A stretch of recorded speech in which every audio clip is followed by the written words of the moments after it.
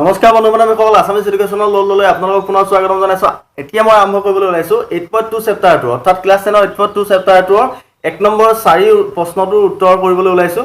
ইয়াৰ আগতে মই অলৰেডি 8.1 চেপ্টাৰটো গোটেইকেইটা অংক আৰু 8.2 চেপ্টাৰটো 1 নম্বৰৰ 3টা অংক মই কৰি দিয়া হ'ল।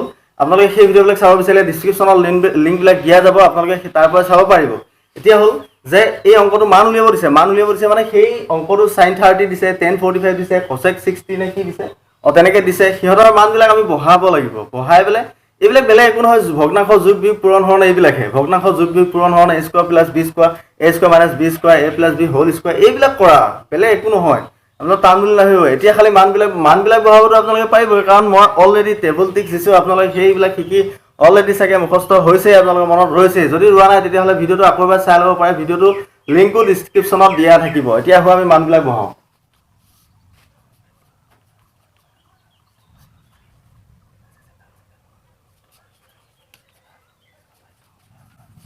আমি মানবিলাক বহালোঁ, মানবিলাক পালোঁ যে 1/2 প্লাছ 1 মাইনাছ √3/2 ডিভাইডেড বাই 2/√3 প্লাছ 1/2 প্লাছ 1। ইয়াত মাইনাছ এটা আছে, ইয়াত গোটেইকেইটা প্লাছ আছে। এতিয়া আমি যোগ কৰিব লাগে ভগ্নাংশ যোগ, হয়নে? ভগ্নাংশ যোগ বিয়োগ কৰিবলগীয়া কি হয় যে তলৰকেইটা হৰকেইটা যদি সমান থাকে তেতিয়াহ'লে সমানটো যিটো হৰ থাকে যদি একেই থাকে তেতিয়াহ'লে তাৰ পৰা এটা লওঁ, ওপৰকেইটা যোগ থাকিলে যোগ, বিয়োগ থাকিলে বিয়োগ কৰা হয়।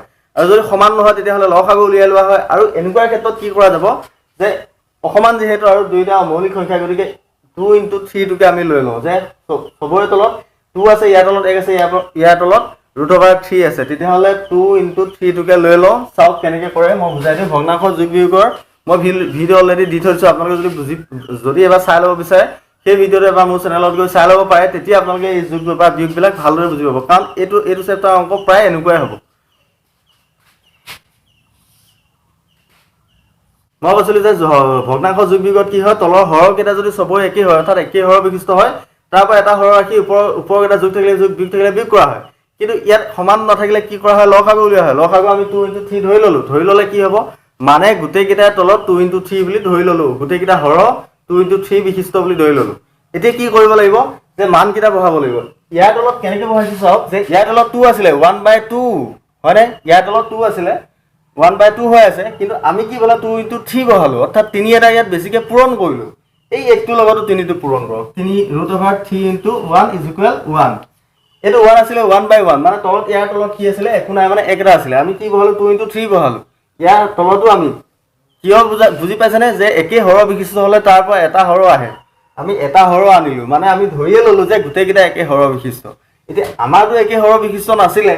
একে হৰৰ বিশিষ্ট যদি কৰিবলগীয়া হ'লহেঁতেন তেতিয়া কি হ'ব সেইটো চাই আছোঁ। ইয়াৰ তলত 1/2 আমি হৰটো কি বুলি ধৰিছিলোঁ, 2/√3 ধৰিছিলোঁ, 2√3 বুলি ধৰিছিলোঁ। 2√3 যদি ধৰোঁ তেতিয়াহ'লে ইয়াত 3√3টো বেছি দিছোঁ। ইয়াত 1টোৰ লগত √3টো পূৰণ কৰক, √3 হ'ল। ইয়াত 1ৰ তলত 1 আছে, আমি √2 দিছোঁ।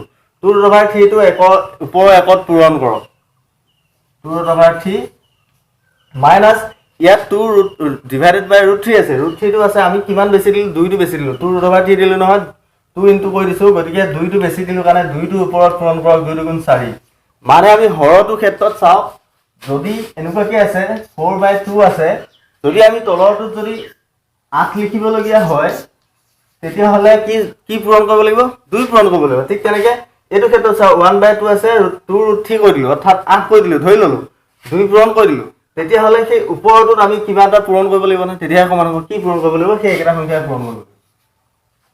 এতিয়া তলতো 2 লগত √3 পূৰণ কৰাৰ কাৰণে 2√3 হ'ল, ওপৰতো আমি √3 পূৰণ কৰিছোঁ, 2√3 × √3 হ'ল। ইয়াৰ তলত কি হ'ল, 1 আছিলে, 2√3 পূৰণ কৰিলোঁ, গতিকে ওপৰতো 2√3 পূৰণ কৰিলোঁ। ইয়াৰ তলত √3 আছিলে, তাৰ লগত 2 পূৰণ কৰিলোঁ, গতিকে ওপৰতো 2 পূৰণ কৰিলোঁ। এইটোৱে হৈছে ভগ্নাংশ যোগ বিয়োগৰ নিয়ম, একে মুখতে কৰিব পৰা যায়, বুজি পালোঁ। এতিয়া আহোঁ তলৰটোৰ ক্ষেত্ৰতো ঠিক একেই হ'ব। তলৰটোৰ ক্ষেত্ৰতো একেই হ'ব। চাওক 2√3 ধৰি ল'লোঁ, 2√3 হ'লে এইটো √3 আছে, কি বেছিকৈ দিলোঁ, 2 বেছিকৈ দিলোঁ, 2টোৰ লগত 4, 2 × 4 হ'ব, 2 বেছিকৈ দিলোঁ, 2 × 4 হ'ল। ইয়াৰ তলত 2 আছিলে, √3 বেছি দিলোঁ, √3 × √3, ওপৰটোৰ লগত পূৰণ হ'ব, √3 1ৰ লগত, √3 হ'ল, প্লাছ 1 আছে, 1ৰ তলত 1 আছিলে, 1ৰ ঠাইত আমি 2√3 বেছিকৈ লিখিলোঁ, 2√3টোৰ ওপৰত 1ৰ লগত পূৰণ হ'ব, 2√3। বুজি পালানে এইখিনিলৈ? যদি বুজি পোৱা নাই, ভগ্নাংশ যোগ বিয়োগৰ বিষয়ে অলপ জানিবলগীয়া আপোনাৰ আছে। যদি ভগ্নাংশ যোগ বিয়োগ নাজানে এই অংককেইটা কৰিবলৈ অলপ অসুবিধা পাব আপোনালোকে। এতিয়া আহোঁ যে এডাল মেইন, এইটো ভগ্নাংশ এডাল মেইন আছে। ইহঁতৰ ক্ষেত্ৰত কি হয়, ইয়াৰো হৰৰ 2 ৰুট 3 ইয়াৰো হৰৰ 2 ৰুট 3 কটাকটি গ'ল। এতিয়া থাকিল এইখিনি আৰু এইখিনি। চাওক এতিয়া কি থাকিল, ৰুট 3 প্লাছ 2 ৰুট 3 মানে 2টা ৰুট 3 আৰু 1টা ৰুট 3 কিমান হ'ল 3টা ৰুট 3 মাইনাছ 4। ইয়াতো ৰুট 3টো আগে লিখো, চাও 1টা ৰুট 3 2টা ৰুট 3 টোটেল কেইটা ৰুট 3 হ'ল 3টা ৰুট 3 প্লাছ 4। দেখিলে বুজি পাইছেনে? এনচাৰটো এইখিনি, এই অংকটো মেইন অংকটো এইখিনিয়ে, কিন্তু উত্তৰটো এইখিনি নহয়, এইটো নহয়। উত্তৰটো আমি বেলেগকৈ উলিয়াব লাগিব। উত্তৰটো কেনেকৈ উলিয়াব লাগিব, ইয়াৰ তলত যিটো আমাৰ ৰুট অভাৰ আছে সেইটো আমি নাইকিয়া কৰিব লাগিব। এতিয়া নাইকিয়া কৰিবলগীয়া হ'লে কি কৰা যায়, ৰুট অভাৰ নাইকিয়া কৰিলে কি কৰিব লাগিব, স্কোৱাৰ কৰিব লাগিব।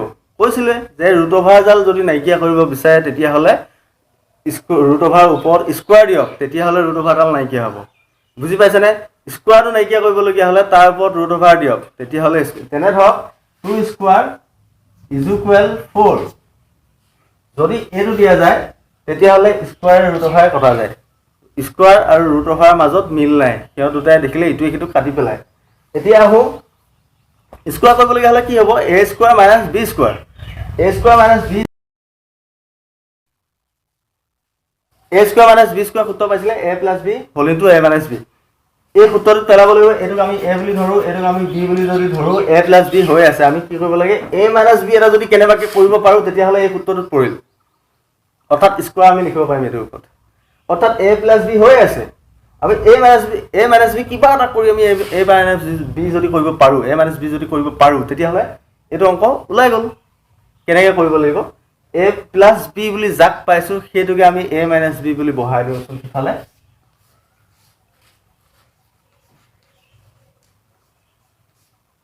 আমি এ মাইনাছ বি এটা পাই গ'লোঁ, আমি বহাই দিলোঁ।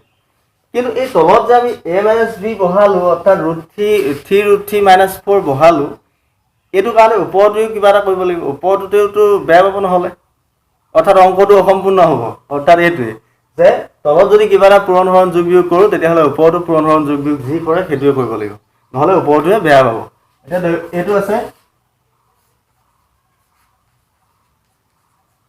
মনত ৰাখিব যে 3 ৰুট 3 প্লাছ 4 কিয় নকৰিলোঁ, প্লাছ 4 এইটোতো প্লাছ 4 কৰা হয়, এ স্কোৱাৰ মাইনাছ বি স্কোৱাৰ হ'লহেঁতেন। এইটো যদি প্লাছ দিলোঁ হয় এই ওপৰটোত এ স্কোৱাৰ মাইনাছ বি স্কোৱাৰ হ'লহেঁতেন, কিন্তু এইকাৰণে নকৰিলোঁ কাৰণ এ স্কোৱাৰ মাইনাছ বি স্কোৱাৰ লাগে আমাক তলতহে, অৰ্থাৎ আমি তলৰ ৰুট অভাৰডালহে নাইকিয়া কৰিব লাগিব। গতিকে তলত আমি কৰিম, প্লাছ থাকিলে মাইনাছত কৰিম, মাইনাছ থাকিলে প্লাছত কৰিম। এতিয়া আমি সূত্ৰটো মতে পাই গ'লোঁ, সূত্ৰটো মতে a plus b whole into A minus b হ'ল, অৰ্থাৎ a square minus b square আমি লিখিব পাৰোঁ তলত। এ স্কোৱাৰ মানে হ'ল 3 root 3 whole square minus b square মানে হ'ল 4 স্কোৱাৰ। এতিয়া আহিল ওপৰটো, চাওক ওপৰটোত আকৌ এটা লেঠা লাগি গ'ল, তলতো যে পূৰণ কৰিলোঁ সেইকাৰণে ওপৰত আকৌ এটা লেঠা লাগি গ'ল। ওপৰৰ লেঠাটো কি লাগিল চাওক, ওপৰৰ লেঠাটো লাগিল A minus B whole into A minus B, A into A equal কিমান A square, A into A equal A square. এইটোতো ঠিক তেনেকৈ এটা লেঠা লাগিল A minus B whole into A minus B, অৰ্থাৎ A minus B whole square সূত্ৰত পৰিল। সেইটো এইটো সূত্ৰত কি পৰিল, A minus B whole square, এইটো সূত্ৰ পাইছিলোঁ আমি,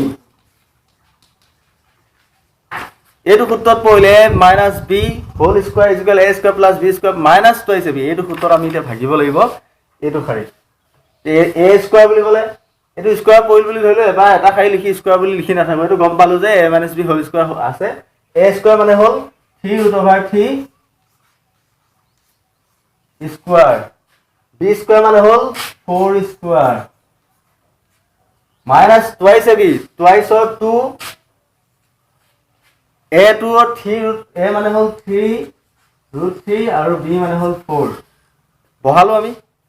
এতিয়া অংকটো যি আছে তেনেকৈ কৰি দিলেই হ'ল আৰু মানবিলাক উলিয়াই দিলেই হ'ল। এতিয়া তলত পালোঁ 3 স্কোৱাৰ কৰিলে 9 আৰু ৰুট অভাৰটো স্কোৱাৰ কৰিলে ৰুট অভাৰটো নাইকিয়া হয়, মই ক'লোৱে 9 3 আকৌ মাজত কি পূৰণ হৈ আছে নহয় একো চিন নাই, মানে 9 3 গুণ 27 হ'ল। বুজি পাইছেনে? 3 স্কোৱাৰ কৰিলে 9 হ'ল আৰু ৰুট অভাৰ 3 স্কোৱাৰ কৰিলে ৰুট অভাৰডাল উঠি গ'ল, 9 3 গুণ 27 হ'ল মাইনাছ 16, 4 4 গুণ 16 হৈ গ'ল। ওপৰত ঠিক তেনেকৈ এইটো 27 হ'ল, একেটাই যিহেতু প্লাছ 16 হ'ল